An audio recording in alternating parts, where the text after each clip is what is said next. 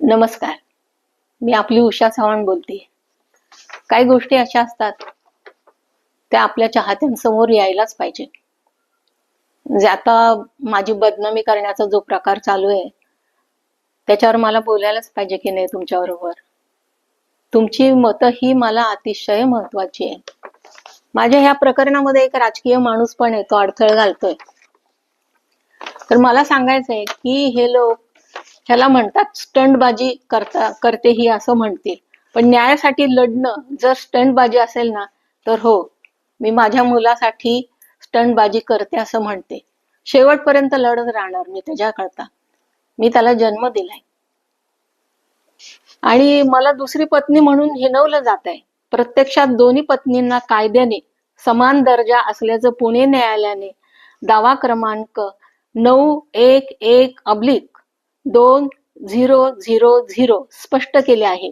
त्यामुळे कोणत्याही एका कुटुंबावर अन्याय होऊ नये हा न्यायालयाचा स्पष्ट हेतू आहे. हे प्रकरण न्याय प्रविष्ट असल्याचं सांगितलं जात आहे, परंतु माननीय उच्च न्यायालयाने यापूर्वीच दिनांक 4/3/2026 माझ्या मुलगा हृदयनाथ याच्या बाजूने निर्णय दिलेला आहे.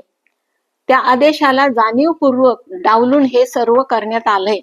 म्हणून न्याय मिळावा ह्या अपेक्षेने मी माननीय एकनाथजी शिंदे साहेबांकडे दाद मागण्यासाठी गेले आहे. ह्यात एक माझी राजकीय व्यक्ती सुद्धा आहे. त्यांनी लोकांची दिशाभूल करण्याचा प्रयत्न करू नये. कागद खरं बोलतात. माणूस खोटं बोलत असला तर कागद खरं बोलतात. हे त्या राजकीय व्यक्तीने पण लक्षात ठेवा असं मला सांगावं असं वाटतं त्या माणसाला.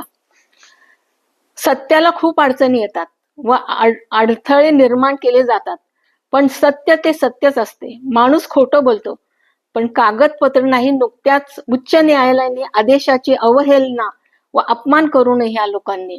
पुस्तकाबाबत तर कोर्टात प्रकरण चालूच आहे. अब्रू नुकसानीचा दावा माझा. त्या कोर्टाला ठरवू दे ना, तुम्ही की झाडकी पत्ती पुस्तक वाचा. जर दावा चालू आहे अब्रू नुकसानीचा तर तू काय कशाला ते प्रसिद्धी करतोयस? का पैसे घेतले त्यांच्याकडनं? हा जो राजकीय माणूस आहे ना, मला असं वाटतं, माझ्या जनतेला सांगा असं वाटतं, ह्या वयात मला त्रास देऊन पण मुद्दाम देतात, कारण मी लवकर वरती पोचावी, म्हणजे यांना मलाही खायला मिळेल. अभि माझ्या स्वतःसाठी मला काय एवढी अपेक्षा नाही या वयामध्ये. मी माझ्या मुलांच्या म्हणजे माझ्या नातवांच्या की जे दीपक यांना दिलेलं आहे कडू घराण्याला, मी त्यांच्याकरता मला झटायला नको. ते नाव जर लावतात तर त्यांच्याकरता अवश्य मी मरेपर्यंत झटेन. त्यांना न्याय मिळवून देईन मी. आणि माझं उषा चव्हाण नाव घ्यायची लायकी आहे का तुझी? चव्हाण हे खूप कष्टाने मी कमवलेलं माझ्या माहेरकडचं नाव आहे. कुणी त्याची अवहेलना करू नये. आणि केली ना तर 101 पाप झाल्यानंतर इंगळी डसते ना, तशी मी डसेन. माझा अपमान करायचा नाही. मी आयुष्यात आतापर्यंत 100 आकडे मोजत आले. त्याच्यावरती झालं ना तर मला असं समजावं ती इंगळी आहे म्हणून. ही आपल्याला कधी डसेल आणि सगळा तुमचा तमाशा बाहेर काढेल ना, त्यावेळेस तुम्हाला उषा चव्हाण ही काय चीज आहे हे कळेल. माझ्या चाहत्यांना मला हे सांगायचं वाटलं. मी कुठं सांगणार आहे हे? कुठं सांगणार मी? उद्या माझ्या चांगल्या कामामध्ये व्यत्यय आणतात असं हे करू नये. तुम्ही मला न्याय द्या. जनतेने मला न्याय द्यायलाच पाहिजे. माझा हक्क आहे जनतेवर, माझ्या चाहत्यांवर माझा हक्क आहे. मी त्यांच्याकडे न्याय मागणार. मी आता एकनाथजी शिंदेकडे न्याय मागितले आहे.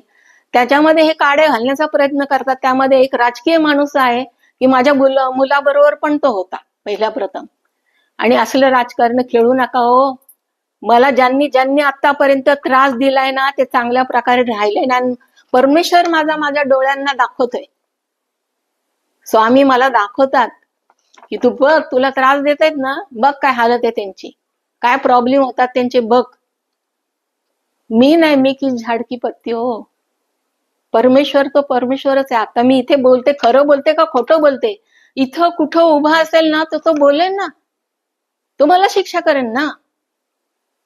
पण मला तो दाखवतो, नाही तू बोलतेस ना स्पष्ट, की ज्यांनी तुला त्रास दिलाय त्यांना काय असे ना मी शिक्षा करतोय. आणि परमेश्वराच्या हातातच हे जग जायला लागले. आता आता जो अत्याचार काय लागेल ते करायला लागला जवळचा माणूस. ह्या लोकांकरता मी उपोषण केलंय. मुंबईला जाऊन त्या आझाद मैदानावर उपोषणाला बसलेली मी. म्हणजे माझ्या नावाचा फायदा तुम्ही लोक घेताय आणि माझ्या मुलाचा हक्क पण तुम्ही घेताय. ते का कोण बिल्डरला त्याला कळेल काय ते आमची काय चीज कष्टाचा पैसा येतो. माझ्या मुलाचा हक्क आहे हा.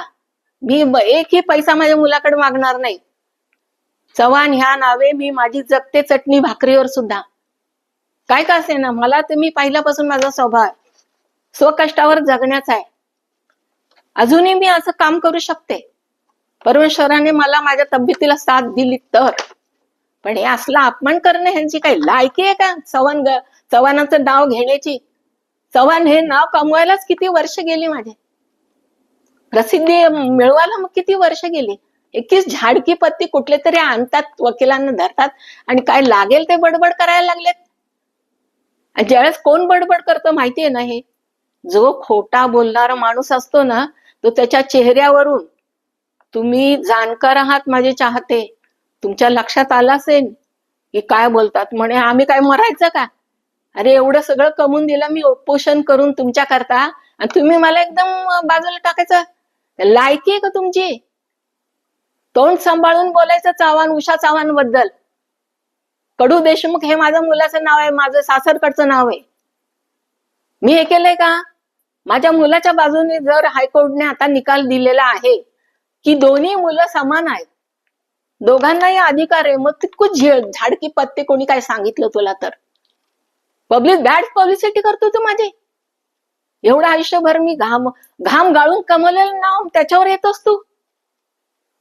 परमेश्वर तुला चांगले अद्दल घडवेल ते.